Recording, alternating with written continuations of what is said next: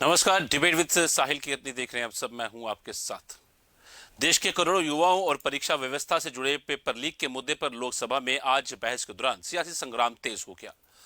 Public examination अनुचित साधनों की रोकथाम संशोधन विधेयक 2026 पर चर्चा के बीच कांग्रेस महासचिव प्रियंका गांधी ने छात्रों पर कथित लाठीचार्ज और पैलेट गन के इस्तेमाल को लेकर सरकार से सवाल पूछा। प्रियंका गांधी ने कहा कि देश के युवा न्याय मांग रहे हैं, भीख नहीं। उन्होंने शिक्षा व्यवस्था की कमियों, छात्रों पर बढ़ते दबाव और परीक्षा प्रणाली की विश्वसनीयता का मुद्दा भी उठाया। लेकिन नई शिक्षा मंत्री प्रहलाद जोशी को लेकर प्रियंका की टिप्पणी के बाद लोकसभा में जोरदार हंगामा शुरू हो गया। संसदीय कार्य मंत्री किरेन रिजिजू ने प्रियंका के बयान को शिक्षा मंत्री का चरित्र हनन बताया और उनसे माफी मांगने की मांग की। प्रियंका गांधी ने जवाब दिया कि वे अपने बयान से जुड़े प्रमाण उपलब्ध कराएंगी। स्पीकर ओम बिरला ने सदस्यों को विधेयक तक चर्चा सीमित रखने को और बिना तथ्यों के आरोपों से बचने की सलाह दी। अब सवाल यह है कि क्या पेपर लीक पर बहस छात्रों के भविष्य और परीक्षा सुधार पर केंद्रित रहेगी या फिर राजनीतिक का आरोप प्रत्यारोप मूल मुद्दे को पीछे धकेल देंगे। हम चर्चा करेंगे इस पे, पर पहले आपको एक रिपोर्ट दिखाएंगे कि आज क्या कुछ रहा संसद के अंदर, और साथ ही साथ आपको बताएंगे जिस तरह की कार्रवाई लाई गई थी अमल में, जिस तरह प्रदर्शन के ऊपर, और उसके बाद वहां पर क्या कुछ तस्वीर बदली है और जिस तरह सुप्रीम कोर्ट का आदेश भी आया, उस पर एक रिपोर्ट दिखाएंगे, फिर चर्चा का रुख करेंगे।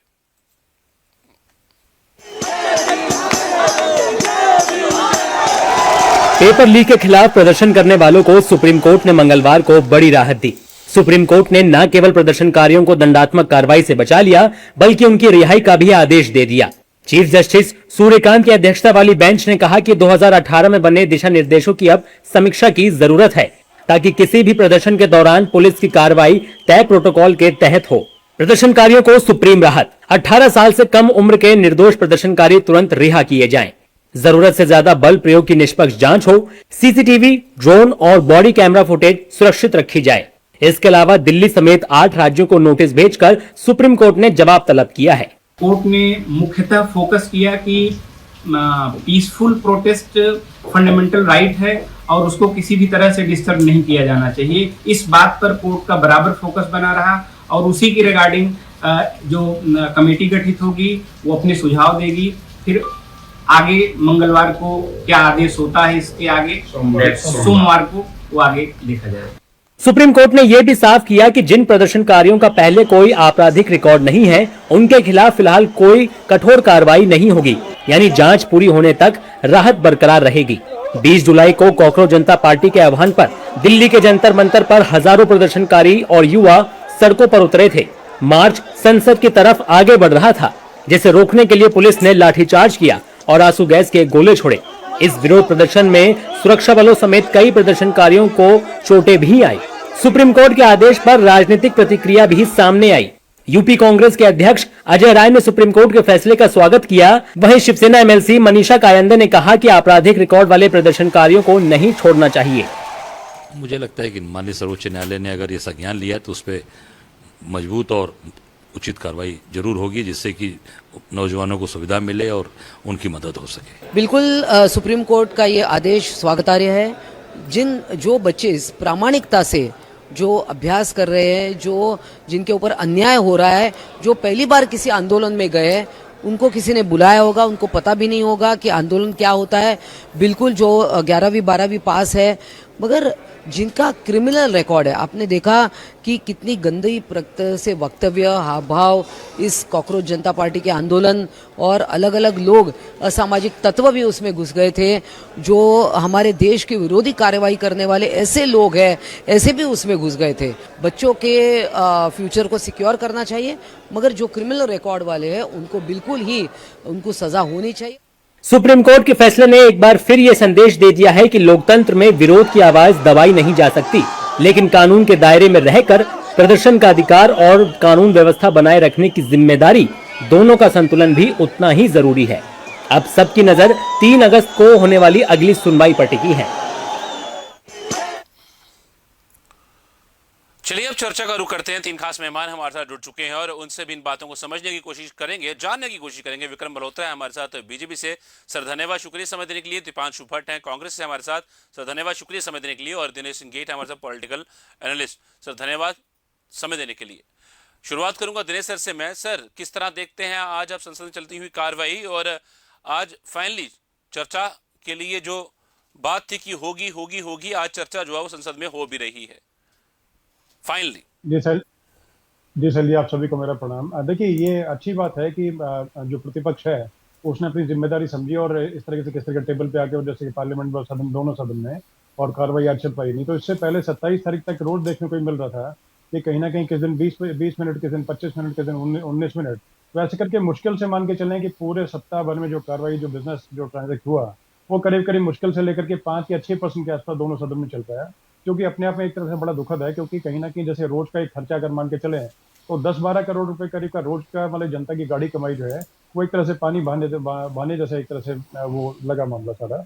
और दूसरी बात देखिए, सरकार पूरी गंभीरता के साथ में चर्चा करने चाहती थी, और दोनों ही सदन के अंदर जो स्पीकर जो थे, जो स्पीकर जैसे कि लोकसभा की बातचीत करें तो ओम बिरला जी ने जैसे मतलब जाकर के रोड ब्लॉक खत्म करने के लिए जो प्रमुख नेता जो थे प्रतिपक्ष के, उनसे चर्चा करने के बाद में उनको टेबल पे आने के लिए बोला कि ठीक है, किस तरीके से आप आकर के चर्चा करें, और हम लोग खुले तरीके से, जैसे पहले शायद 5-6 घंटे की बातचीत थी, बाद में बोला कि 8 घंटे या होता ज्यादा भी अगर चले तो ज्यादा हम लोग चलाने को तैयार है।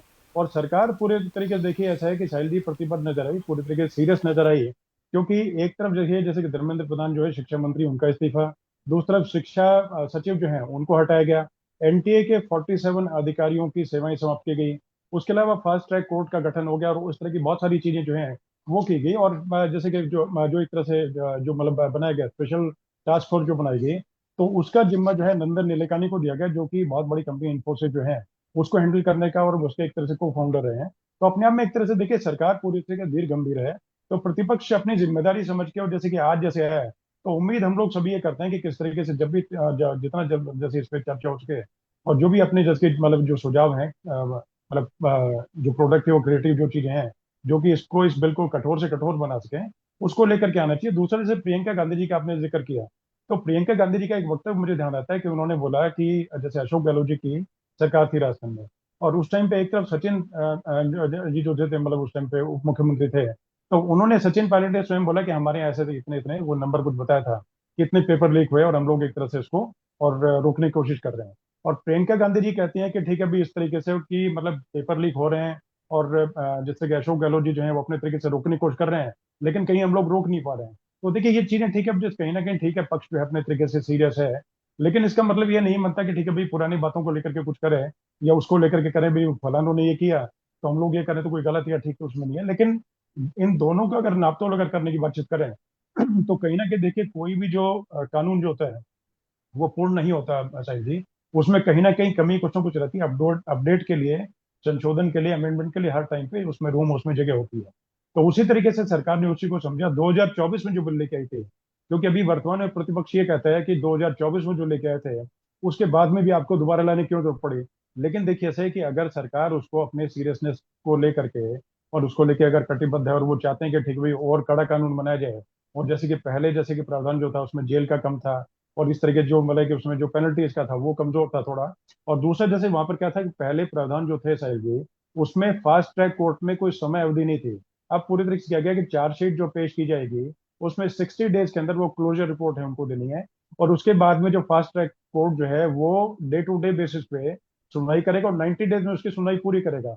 तो मुझे लगता है कि पूरी तरीके से जैसे कि जो चीजें जो हैं वो ठीक ट्रैक पे चल रही है। पहले क्या किया, किसने कांग्रेस के टाइम पे क्या हुआ, या पिछले 10 सालों में क्या मतलब है कि मोदी सरकार ने क्या क्या कुछ किया, वर्तमान में सरकार जो है पूरी तरीके से काम करना चाहती है, काम कर रही है। और इससे पहले की जैसे अगर बातचीत करें तो मेडिकल कॉलेजेस की और इन सब की अगर बातचीत करें तो 2014 में कितने मेडिकल कॉलेज उनको देखें और आज कितने हैं। उस टाइम पर 387 के आसपास थे 2014 में, और आज जो है वो 819 मेडिकल कॉलेज है। एम्स जो थे उस टाइम 7 थे, और आज जो है 23 एम्स हैं। और अगर सरकारी की बातचीत करें तो उसमें सरकारी जो है 150 के आसपास 2014 में थे, और आज करीब 450, 441, 45 के आसपास है। तो इसी को देख करके समझ के प्रतिपक्ष जो है उसको देखना पड़ेगा, जनता की नब्ज पहचाने, जनता की मतलब जो चीजें हैं कमियों को उनको देख करके कि भाई जनता को क्या चाहिए। जैसे कि कोई जैसे कि रेस्टोरेंट में या होटल में जैसे कोई होता है, तो जैसे मतलब जो होटल वाले जो होता है वो समझता है चीजों को, भाई ऐसे कि फलाने फलाने आदमी को डोसा चाहिए, दूसरे आदमी को जो कुछ और चाहिए, या किसको कॉफी चाहिए, किसको चाय चाहिए, तो उसी हिसाब से वो सर्विसेज देता है। तो उसी प्रकार से देखिए प्रतिपक्ष हो गया चाहे पक्ष हो गया, सभी को वो चीजें देखनी पड़ती हैं। तो पक्ष देखिए अपने तरीके से लचीला रुख अपना करके, कोई एडमिट नहीं हुआ, पूरी तरीके से जो जो मांगे थी वो सब पूरी की गई। कॉकरोच पार्टी का आंदोलन था उसको भी ठीक ढंग से अपना करके उनकी बातें सारी मान करके और पूरी की गई। अब प्रतिपक्ष की देखिए जिम्मेदारी ये बनती है कि प्रतिपक्ष जो है गंभीर तरीके से ये समझे कि जैसे जो लंबे समय से जो अकाल चल रहा है प्रतिपक्ष का, तो उसको किस तरीके से मतलब उसको पूरा कर सके। और या तो है कि जैसे सीरियसनेस के साथ में जनता के बीच में पहुंच के और अपनी पैठ बनाने का काम करे, और बिल्कुल। नहीं तो फिर दूसरा रास्ता सीधा सीधा ये है कि लंबे समय तक जो है अगेन प्रतिपक्ष में बैठने की तैयारी करके रखें। जी सही जी। ठीक है सर, मैं करता हूँ रुक दोबारा आपका, मैं रुक करूंगा दीपांशु भट्ट का। सर, कैसा लगता है जब संसद की कार्रवाई चलती है, पिछले 8 दिनों से चल ही नहीं पा रही थी, बार बार स्थगित करनी पड़ रही थी और आज भी 2 बजे तक स्थगित ही करनी पड़ी, और पर फिलहाल अब चर्चा शुरू हो गई आखिरकार। तो क्या कांग्रेस संसद में बहस को समाधान तक ले जाएगी या सरकार के खिलाफ सिर्फ राजनीतिक अभियान ही बनाया जाएगा इसको? जी सर। देखिए, हमारे लिए ये एक राजनीतिक मुद्दा कतई नहीं रहा है। हमारे लिए ये जनता से जुड़ा हुआ मुद्दा है, युवाओं से और छात्रों से जुड़ा हुआ मुद्दा है। जहां तक आप बात करें कि संसद को स्थगित कर दिया गया, संसद की कार्रवाई नहीं हो पाई, तो इस सवाल तो आपको सरकार से पूछना चाहिए, भारतीय जनता पार्टी के प्रवक्ताओं से पूछना चाहिए कि डरते क्यों हैं? डर किस बात का है? हमारे कुछ सवाल है, उनका जवाब दे दीजिए, उस पर चर्चा कीजिए, देश सुनेगा। क्योंकि यहाँ जवाब पे ले लूंगा, पर मैं मेरा ना इस पे एक बात ये आ जाती है कि चलने किसने नहीं दी? आखिर कांग्रेस ही पीछे भाग रही थी, सिर्फ इस्तीफे की मांग थी, उसके बाद भी इस्तीफा हो भी गया, उसके बाद भी नहीं, वो अगला दिन नहीं चलने दिया था सर। जैसे मैं आपको एक थोड़ी जानकारी दुरुस्त करना चाहूंगा। हिंदुस्तान की पूरी शिक्षा प्रणाली जो है, जो पूरा एजुकेशन सिस्टम जो है, वो भारतीय जनता पार्टी और राष्ट्रीय स्वयंसेवक संघ ने हाईजैक कर दिया है। धर्मेंद्र प्रधान जो थे सिर्फ एक मुखौटा थे, उसके पीछे और भी कई लोग हैं जिन्होंने पूरी शिक्षा व्यवस्था को यहाँ पे डिबंक कर दिया है। तो हमारे सवाल है कि धर्मेंद्र प्रधान की रेजिग्नेशन के बाद आप ये मत समझिए कि शिक्षा व्यवस्था पूरी तरीके से ठीक हो जाएगी, क्योंकि सरकार की मंशा पे यहाँ सवाल है और प्रधानमंत्री की असंवेदनशीलता पे यहाँ सवाल है। आप देखिए, जब 20 जुलाई को हमारे छात्रों के साथ बर्बरता हुई, उनको मारा पीटा घसीटा, कोई अकाउंटेबिलिटी नहीं हुई। उसके बाद कैबिनेट की मीटिंग होती है, कैबिनेट की मीटिंग में ये डिस्कस नहीं होता है कि अकाउंटेबिलिटी किस तरीके से लेंगे। कैबिनेट की मीटिंग में ये डिस्कस नहीं होता है कि पेपर लीक को किस तरीके से रोकेंगे। कैबिनेट की मीटिंग में ये डिस्कस नहीं होता है कि एनटीए को किस तरीके से मजबूत करेंगे, सिलेबस को किस तरीके से मजबूत करेंगे, जो प्राइवेट सेक्टर कोचिंग का या फिर माफिया है उसको किस तरीके से खत्म करेंगे। इन महत्वपूर्ण चर्चाओं पे कोई भी चर्चा नहीं होती है। चर्चा इस बात की होती है कि प्रधानमंत्री डायरेक्टिव देते हैं अपने मंत्रियों को कि अब से आप इंस्टाग्राम पे वीडियोस बनाना शुरू कर दीजिए, इंस्टाग्राम पे रीलें बनाना शुरू कर दीजिए। ये स्तर जब देश के चुने हुए प्रधानमंत्री का होगा, हम तो सवाल पूछेंगे ही पूछेंगे, क्योंकि यहाँ पे देश को गुमराह करने वाली साजिश भारतीय जनता पार्टी रच रही है। आज देश का नौजवान देश पूरी शिक्षा व्यवस्था में सुधार चाहता है, संशोधन नहीं चाहता है।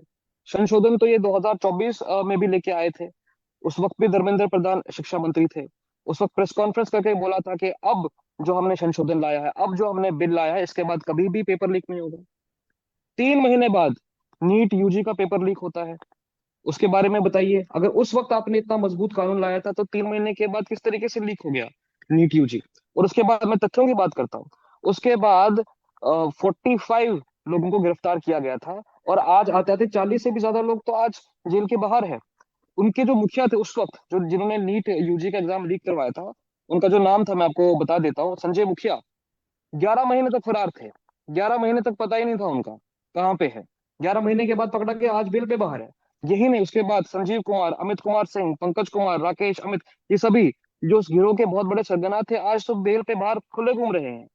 तो सवाल यहाँ सरकार की मंशा पे आता है कि आप एक और संशोधन लाके देश को क्यों गुमराह कर रहे हैं? फास्ट ट्रैक कोर्ट का फायदा क्या होगा जब तक वहां पे आरोपी को पकड़ा ही नहीं जाएगा, जब आरोपी सिद्ध नहीं होंगे, जब जो बहुत अंदर तक यहाँ पे मैल जमा हुई, जब तक वो मैल नहीं हटेगी तब तक कैसे मालूम पड़ेगा किसने क्या किया है? जैसे मैंने कहा, देश को शिक्षा में सुधार की जरूरत है, एक कंप्लीट रिफॉर्म, कंप्लीट ट्रांसफॉर्मेशन की जरूरत है। लेकिन भारतीय जनता पार्टी क्या करवा रही है?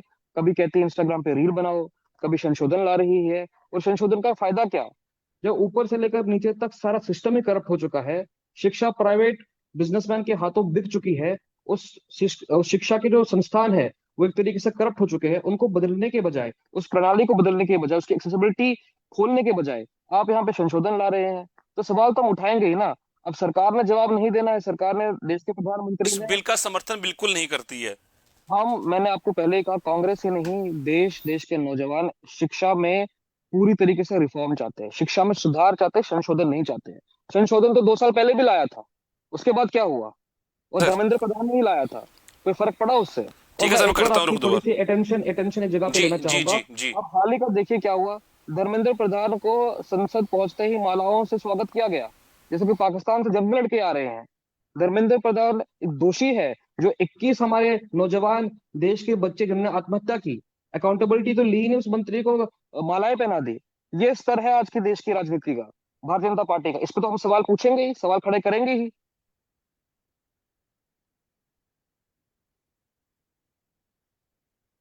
संशोधन लाने की आखिर क्या जरूरत थी, ये कांग्रेस का साफ तौर पर आरोप है। और एक बड़े रिफॉर्म की जरूरत है इंडियन एजुकेशन के बीच में। संशोधन जो था वो 2024 में भी किया गया था, उसका क्या फायदा हुआ? और कैबिनेट के अंदर बैठ के बीजेपी जो है वो उन मुद्दों पे बात नहीं करती है जो जनता के हित में है, वो अलग ही ट्रैक पर चलती है, ऐसा कहना है कांग्रेस का। सर। धन्यवाद केरनी जी, और आपके सभी मेरे को पैनलिस्ट को और आपके श्रोताओं को जो सुन रहे हैं, देख रहे हैं हमारी बात को, इस डिबेट को। देखिए, बड़ा अच्छा कहा दीपांशु जी ने कि बहुत मैल जमी हुई है, बहुत गंदगी थी।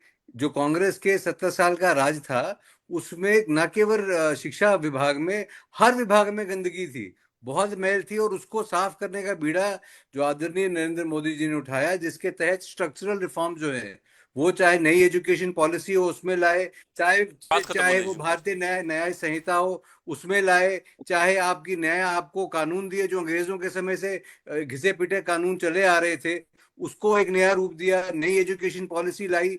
ये सब कुछ किया जिस तरह से दिनेश जी ने गिनाया। मैं दोहराना नहीं चाहूंगा कि भाई जो कुछ भी हुआ है आज शिक्षा के क्षेत्र में, हेल्थ के क्षेत्र में, रोड्स के क्षेत्र में, डेवलपमेंट के क्षेत्र में, आईआईटी आईआईएम, तमाम क्षेत्रों में जितनी डेवलपमेंट हुई है, जो ये सब कुछ बदला है, और वो एक आदमी की कोशिश, एक पार्टी की कोशिश की वजह से बदला है।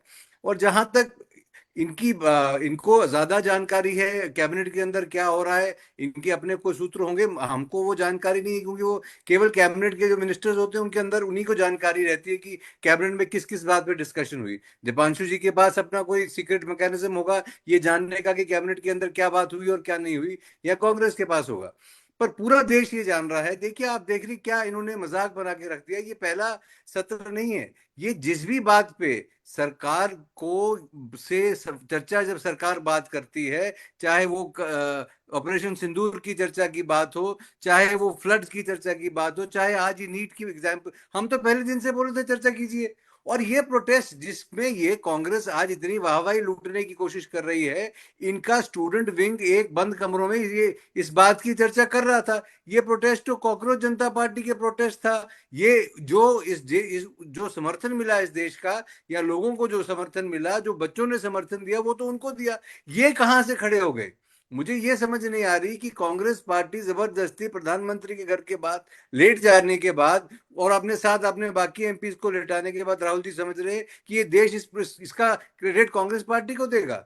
आपके सामने चुनाव आएंगे, पिछले चुनाव भी आपने देखे, आने वाले समय में चुनाव भी आएंगे, और आप देखेंगे कि क्या पंजाब में चुनाव आने वाले हैं, उत्तर प्रदेश में चुनाव आने वाले हैं। ये सोच रहे हैं, ये कोशिश कांग्रेस पार्टी की जो है कि हम, चूंकि ये प्रेजेंट है पार्लियामेंट में, ये उस चर्चा को, उस देश को उस तरह से घुमाएं। हालांकि इनके जो प्रोटेस्ट था ये कहीं इस प्रोटेस्ट में नजर नहीं आए, ये कहीं सीजेपी के प्रोटेस्ट में शामिल नहीं हुए।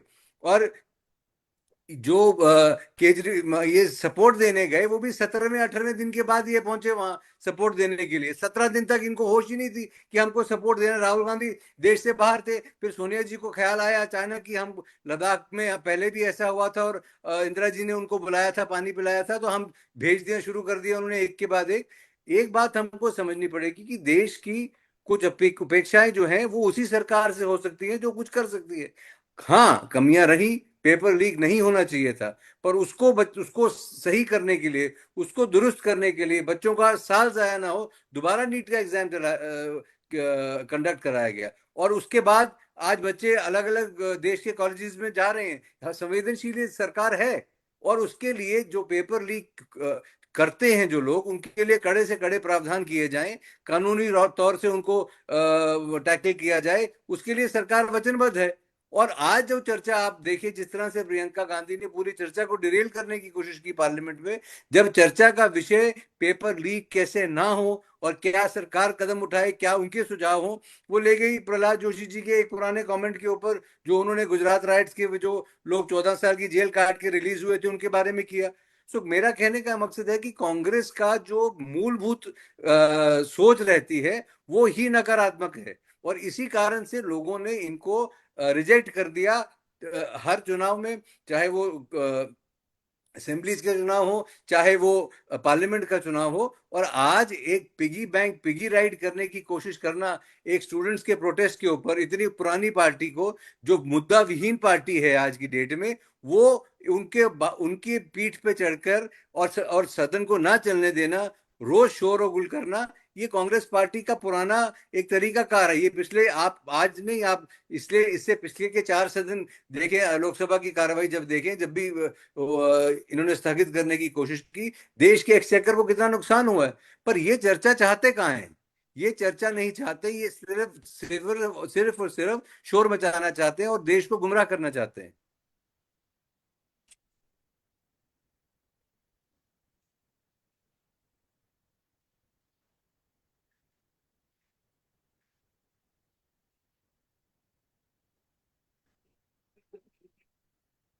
लिए मजबूर नहीं किया है? क्या इस बात से आप सहमत नहीं है?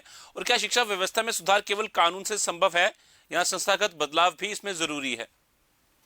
बिल्कुल, संस्थागत बदलाव इसमें चाहिए, एक मंशा चाहिए, एक इंटेंट, एक एटीट्यूड चाहिए। जैसे मैंने कहा, 2024 में तो public examination prevention of unfair act आया था, उसमें भी तो एक बदलाव लाया था, कानून आया था, उससे क्या हुआ? कुछ नहीं हुआ। और मैंने हाथ बीच में उठाया था, एक मुझे बात कहनी थी, इंग्लिश में टर्म है व्हाट अबाउटरी। तो यहाँ पे व्हाट अबाउटरी हो रही है भारतीय जनता पार्टी की वजह से। एक देश की चुनी हुई सरकार है, देश के लोगों ने भरोसा किया है, एक अपेक्षा होती है कि देश के सुधार के लिए, देश के भविष्य के लिए काम होगा। लेकिन इनकी मंशा सुधार पे कम और विपक्ष पे कटाक्ष मारने पे, विपक्ष पे ही सवाल उठाने में ज्यादा है। अगर पूरा वक्त ये इसी पे जाया करते रहेंगे तो फिर देश के भविष्य को सुनहरा कैसे करेंगे, मेरा ये सवाल है। कि कांग्रेस के टाइम पे ये हुआ था, कांग्रेस ने ये महल की थी, कांग्रेस ने वो किया। तो मैं आपको बता दूं, पिछले 14 साल से राष्ट्रीय स्वयंसेवक संघ और भारतीय जनता पार्टी की सरकार है, और इन 14 सालों में 150 से भी ज्यादा पेपर लीक हुए हैं।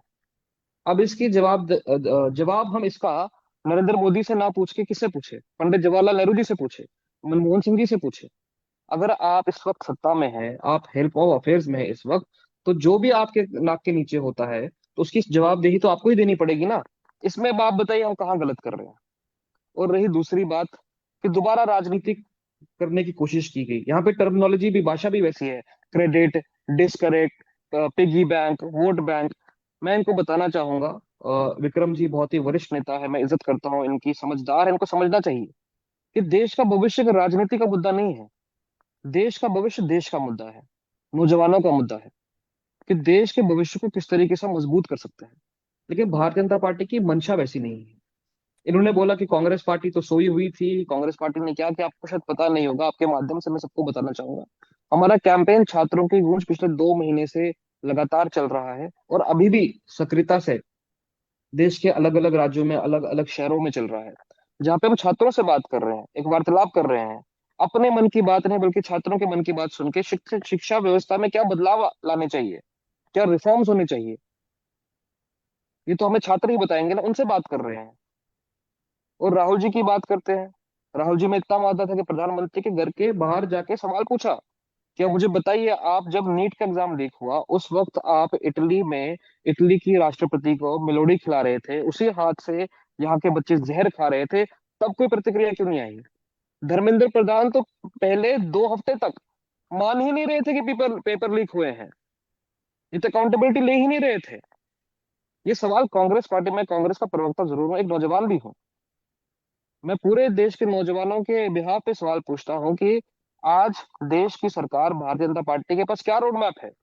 मुझे बताइए। अभी एनटीए एनटीए पे इतने सवाल उठ रहे हैं, एनटीए के प्रदीप कुमार जोशी वो कब इस्तीफा देंगे? मुझे बताइए।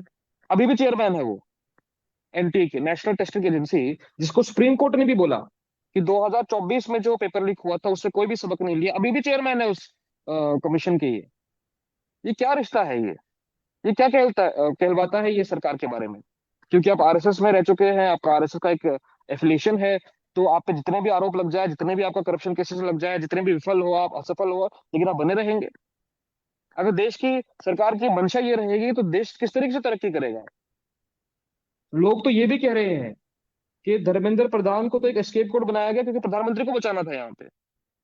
ये सवाल है हमारे, और इन सवालों के जवाब हमें पार्लियामेंट में चाहिए। हमें रात को 12 बजे इंस्टाग्राम पे नहीं चाहिए इनके जवाब, पार्लियामेंट में इनके जवाब चाहिए, ऑन रिकॉर्ड हमें जवाब चाहिए, और देश को आश्वासन चाहिए। सारी लड़ाई इस चीज की है। भारतीय जनता पार्टी ने देश की जनता को फॉर ग्रांटेड ले लिया है। इनको लगता है हम कुछ भी कर लेंगे, बाद में हमारा आईटी सेल तो है ही, गोदी मीडिया तो है ही, हमने सारी संवैधानिक जो इंस्टीट्यूशन है उनको तो करप्ट कर ही लिया है, चुनाव तो हम जीत ही जाएंगे। देखो यहाँ की परिभाषा भी देखिए, पंजाब में चुनाव है, यूपी में चुनाव है, क्या राजनीतिक दलों का काम सिर्फ चुनाव लड़ना है, सिर्फ चुनाव जीतना है? क्या राजनीतिक दलों का काम समाज में उत्पन्न हुई जो विषय है, जो प्रॉब्लम्स है, उनको सॉल्व करना नहीं है? अगर ये बात है तो फिर इस पर चर्चा ही नहीं करते हैं, फिर जब चुनाव आएगा तभी चर्चा कर लेंगे। विक्रम सर, किस तरह देते हैं इन सब आरोपों का आप जवाब पर? और एक चीज और है सर, क्या परीक्षा एजेंसियों और जिम्मेदार अधिकारियों की जो जवाबदेही है वो भी तय होनी चाहिए? इसके लिए भी कोई स्पष्ट प्रावधान जो है वो कहीं ना कहीं होना चाहिए। और दूसरी बात मैं आपसे ये पूछ रहा था कि जो प्रियंका गांधी जिन्हें आज संसद के अंदर बातें रखी हैं उनको आप किस तरीके से देखते हैं, और खासतौर पर जो उन्होंने प्रहलाद जोशी के लिए जो बात रखी है और जिस तरह से उन्होंने कहा है उसको आप किस तरीके से देखते हैं? देखिए साहिल जी, ये बड़ी विडंबना है कि इस देश में एक opposition party, major opposition party के होते हुए कुछ छात्रों को सड़क पे उतरना पड़ता है। और अगर ये पेपर लीक जो हुआ वो नहीं होना चाहिए था, गलत हुआ, उसको मुद्दा बनाने के लिए एक एक छात्रों को एक अलग से ऑर्गेनाइजेशन बनानी पड़ती है, संगठन खड़ा करना पड़ता है, जिससे वो तमाम राजनीतिक पार्टियों को दूर रखना चाहते हैं।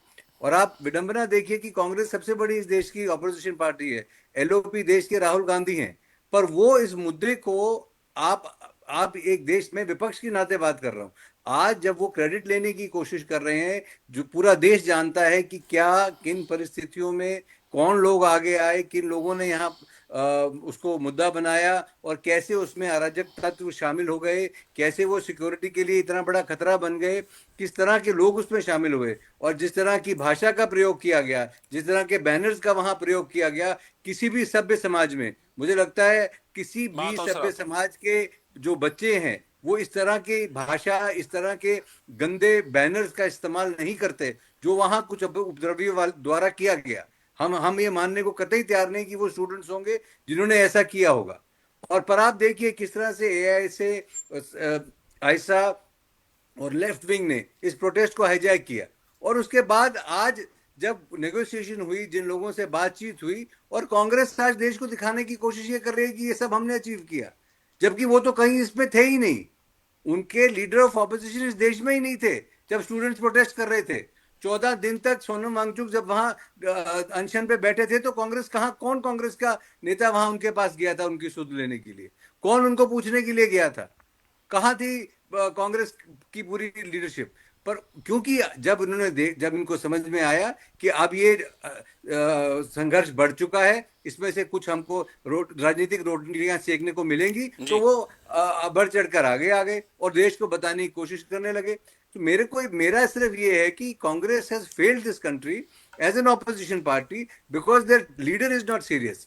और वो जब भी देश पे कुछ, या कांग्रेस पार्टी पे या इस देश पे कोई ऐसा समय आता है तो वो देश से बाहर चले जाते हैं अपने आप को रिलैक्स करने के लिए। एक बात। दूसरी बात, जहां तक प्रियंका का, हम ये पॉलिटिक्स की है, ये कह रहे हैं दीपांशु जी कह रहे हैं कि यहाँ पॉलिटिक्स नहीं होगी, हम ये कोई सोशल ऑर्गेनाइजेशन को बिलोंग नहीं करते हैं, ये कोई कांग्रेस कोई सोशल ऑर्गेनाइजेशन नहीं है। वो चुनाव लड़ती है और चुनाव लड़के सत्ता में आते हैं, सत्ता से बाहर जाते हैं।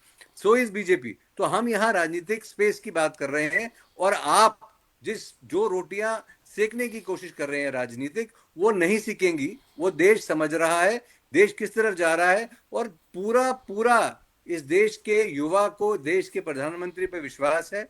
आप देखिएगा आने वाले समय में जो चेंजेस प्रिस्क्राइब की गई हैं, इसमें जो कानून लाए जा रहे हैं, जिस सीरियसनेस से उन कानूनों को इम्प्लीमेंट किया जाएगा, तो जो पेपर लीक मुझे लगता है कि वो नहीं होना चाहिए, नहीं होगा भी।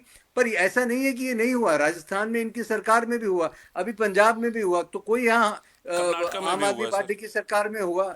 और हाँ जी, कर्नाटका में भी हुआ, वहां पे भी युवा जो है कर्नाटका सब में भी हुआ। तो मैं कह रहा हूँ ये मापदंड जो है हम दोहरे नहीं अपनाते, हम ये मानते हैं कि बच्चों छात्रों के भविष्य के साथ खिलवाड़ नहीं होना चाहिए, ये पेपर लीक नहीं होने चाहिए, जो बिल्कुल। माफिया जो अंदर के लोग मिलके ये ऐसा करते हैं वो नहीं होना चाहिए।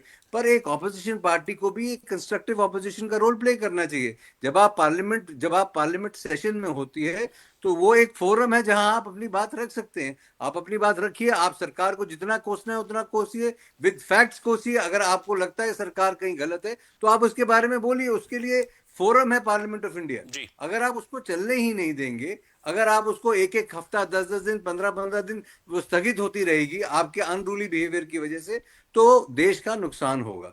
जहां तक प्रियंका जी ने जो बात कही गई उसकी निंदा और खंडन सभी पॉलिटिकल पार्टीज ने वहां किया, क्योंकि जो मुद्दा था उसको डाइग्रेस करने की कोशिश की गई।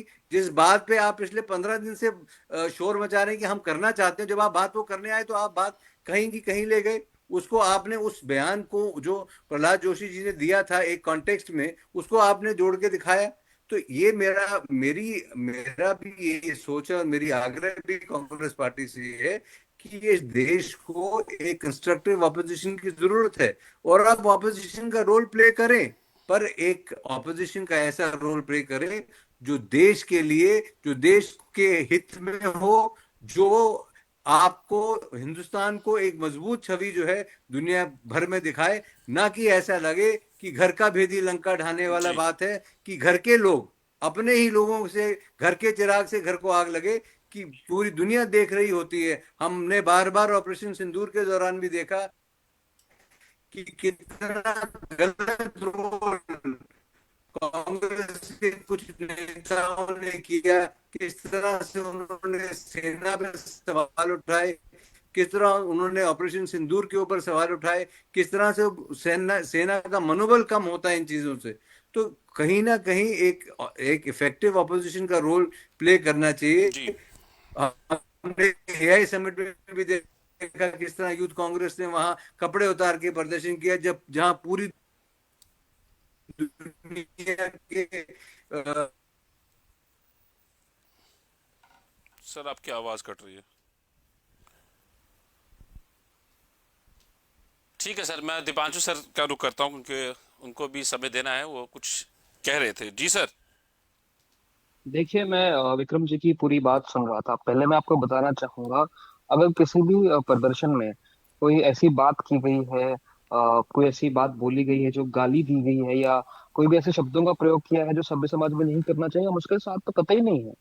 ये हम पहले ही फ्लोर ऑफ द हाउस पे भी हमारे मेंबर ऑफ पार्लियामेंट टेरियन ने भी बात की है। लेकिन बात यहाँ पे एक चीज का मैं खंडन करता हूँ, और बहुत ही दुख से ये कहना पड़ रहा है कि छात्रों से बना हुआ, छात्रों के दम पे जीता हुआ, और छात्रों की निगरानी में बरकरार जो ये एक प्रोटेस्ट है, जो चाहे उसको कॉकरोच जनता पार्टी आप बोलिए, लेकिन उनका समर्थन तो पूरे देश भर से आया, उसमें ऐसी टिप्पणी करना कि कुछ ऐसे लोग घुस गए थे जो एंटी इंडिया है, कुछ ऐसे लोग घुस गए थे जो बाहर से आए थे, अगर ये सच है तो मैं आपसे रिक्वेस्ट करता हूँ विक्रम जी, आप एक लेटर लिखिए मिनिस्ट्री ऑफ होम अफेयर्स को, और उसमें अमित शाह जी का इस्तीफा मांग लीजिए। आप देखिए ना, आप ये बात क्या कर रहे हैं। अगर मिनिस्ट्री ऑफ होम अफेयर्स के नाक के नीचे कुछ एंटी नेशनल एलिमेंट्स जो ये बात करते हैं, foreign funding, Chinese agent, Khalistani, Pakistani, पता नहीं क्या क्या, बदनाम करने के लिए मूवमेंट को, अगर ये सब में 1% भी सच्चाई है, तो यहाँ पे फिर अमित शाह जी को तो रिजाइन कर देना चाहिए। फिर गृह मंत्री की कुर्सी पे क्यों बैठे हुए हैं?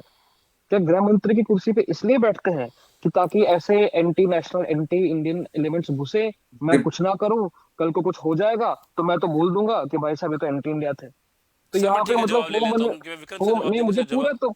पूरा तो सुनिए। दिव्यांशु जी को मैं आपने इसमें आपके आपने आपकी बात 5 पूरी होगी, मैं नहीं आपके नहीं, सिर्फ इस सवाल का जवाब देता हूं। आपको हाँ, पता है कि कम से कम हम्म, 70 ऐसे हैंडल जो हैं जो पाकिस्तान से बिल ऑपरेट हो रहे थे, फिर उनको हाँ, ये उनको इसका लिस्ट उनको अमित शाह रोक, जी को दे नहीं दीजिए। नहीं इसका कैसे, लिस्ट अमित शाह जी को दे दीजिए, इसका फिर और वो किसको नहीं, देना है? मुझे सरकार देना नहीं है। दिए, सरकार ने नहीं, दिया है। फिर सरकार ने क्या आपको किया शायद इस पे? जानकारी नहीं है, फिर आपको सरकार शायद ने किया क्या जानकारी इस नहीं पे? है। सरकार क्या जब किया सी इस पे? जब सर नहीं, जब सरकार ने किया क्या इस पे? वो मुझे बताइए। सरकार जो कर सकती थी उसने क्या किया है। किया? उनको बताइए उनको क्या बैन किया? किया गया है, दो उनको नहीं नहीं ब्लॉक किया गया है, नहीं नहीं, उनको देखिए ब्लॉक किया गया डिजिटल, है, और आने वाले दिनों में आप ठीक है, बहुत अच्छी, नहीं नहीं, देखिए डिजिटल डिजिटल जानकारी, प्लेटफॉर्म, उन पे एफआईआर भी होगी, उन पे कार्रवाई भी होगी। और आप ये हाँ भी सुनिए, देखिएगा, जो बातें यहाँ से एको हो रही थी, आप शायद कांग्रेस ये हमेशा भूल जाती है कि पाकिस्तान हमेशा इसी फिराक में रहता है कि किसी ना किसी तरह से इस सरकार को टारगेट किया जाए। हिंदुस्तान की में सब ठीक जो चल रहा है, अगर उनकी देखिए मैं हमारी इकोनॉमी पांचवी बड़ी मुझे जवाब इकोनॉमी है देने उसको, दीजिएगा, मुझे जी जवाब का मैं आप समय दीजिएगा दीजिएगा। आराम से, बहुत समय। हाँ पर ये बिल्कुल आप बिल्कुल, इसको डिस्काउंट मत कीजिए कि there is a force in Pakistan. जो आईएसआई है, उनके कितने हैंडल्स हैं जो इसी फिराक में रहते हैं कि कहाँ हिंदुस्तान, क्योंकि आज उनका पीओजेके में जो जी हो रहा है उससे ध्यान हटाने के लिए पाकिस्तान से बहुत सारे हैंडल्स जो ऑपरेट हो रहे थे। और अगर आप पाकिस्तान की मीडिया को फॉलो करते हैं तो वो लगातार इस प्रोटेस्ट को फॉलो कर रहे थे, और वो लगातार दे वर क्रिटिकल ऑफ द गवर्नमेंट। पर जो जहां तक सरकार कर सकती है, आप आने वाले दिनों में देखेंगे कि बहुत सारे ऐसे लोगों पे कार्रवाई होगी।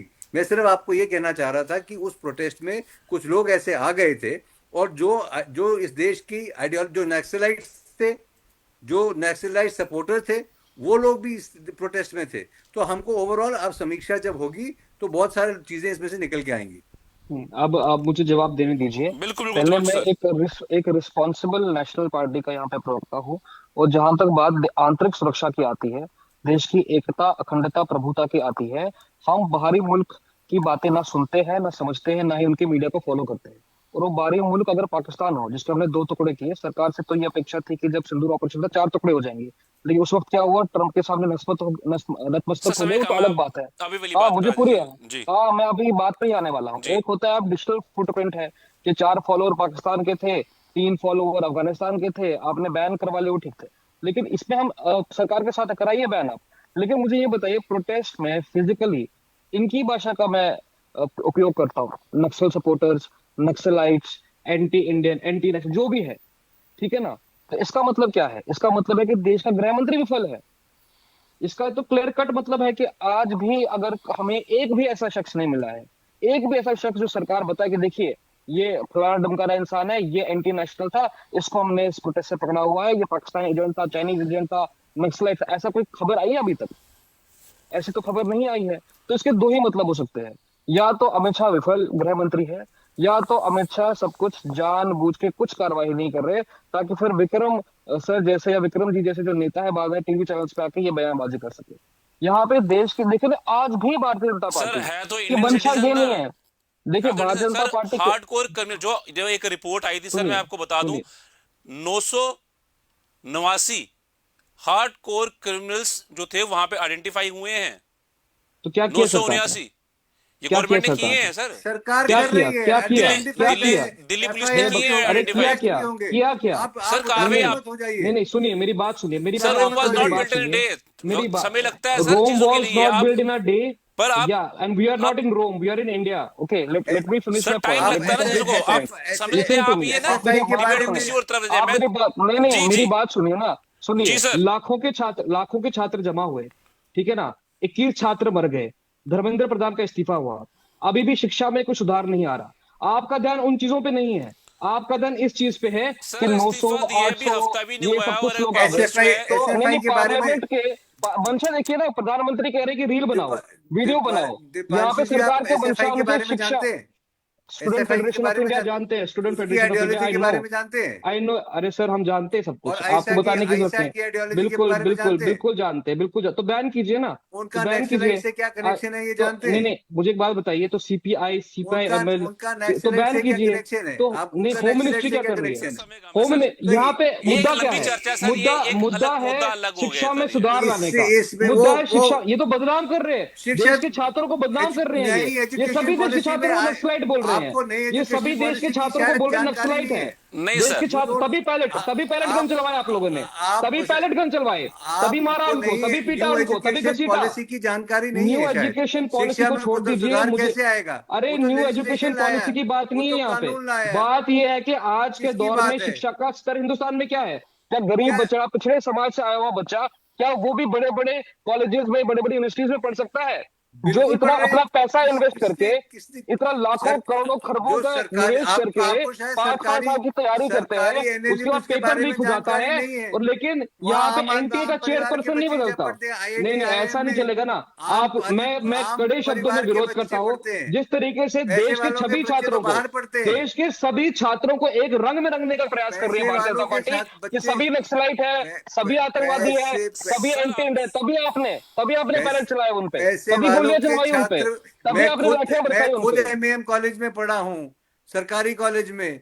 मैं साइंस कॉलेज में पढ़ा हूँ, हम सरकारी कॉलेजेस में नहीं पढ़े हैं। आप मेरी देश बात भर सुनिए। के आप लोग पढ़े देश के गए हैं छात्रों को यहाँ। और आज देश जो के छात्र छात्रों की रहे बनाई हुई मुहिम आज को आप ऐसे IIT, बदनाम नहीं कर IIM में सकते। देश के छात्र पढ़ आप रहे देश के हैं, छात्रों को बदनाम एम्स नहीं में कर सकते देश के ऐसे। छात्र पढ़ रहे हैं, आम आपकी परिवार के मंशा लोग पढ़ रहे इस हैं। वक्त शिक्षा में सुधार की होनी चाहिए। आपको क्या लगता आपकी है सारे मंशा यहाँ इस से वक्त फ्लाइट पेपर लेके लीक ना हो उसमें होनी चाहिए। लेकिन आप आपकी मंशा है जो आपकी व्हाट्सएप पे आ रहा है, आपकी आपको जहां जो व्हाट्सएप पे 4 फॉरवर्ड आ एम्स रहा से है, ये 29 एम्स जो नक्सलाइट, हैं, आईसा वाले पिछले नक्सलाइट, तरफ को SFI समझिए। वाले ठीक है नक्सलाइट, सर, CPI वाले समय नक्सलाइट। कम है सर।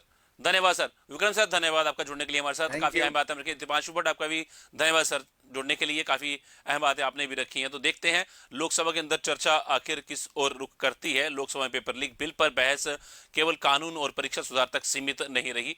प्रियंका गांधी वाड्रा के बयान के बाद सत्ता पक्ष और विपक्ष के बीच तीखा टकराव देखने को मिला। एक तरफ सरकार का दावा है कि संशोधित कानून परीक्षा माफिया पर सख्त कार्रवाई करेगा और छात्रों का भविष्य सुरक्षित करेगा। दूसरी तरफ विपक्ष जवाबदेही, परीक्षा एजेंसियों की भूमिका और छात्रों पर कथित पुलिस कार्रवाई को लेकर जवाब मांग रहा है। लेकिन सबसे बड़ा सवाल यही है कि क्या संसद की बहस युवाओं को भरोसा दिलाएगी, क्योंकि देश के छात्रों को राजनीतिक आरोप नहीं, निष्पक्ष परीक्षा, पारदर्शी व्यवस्था और सुरक्षित भविष्य चाहिए।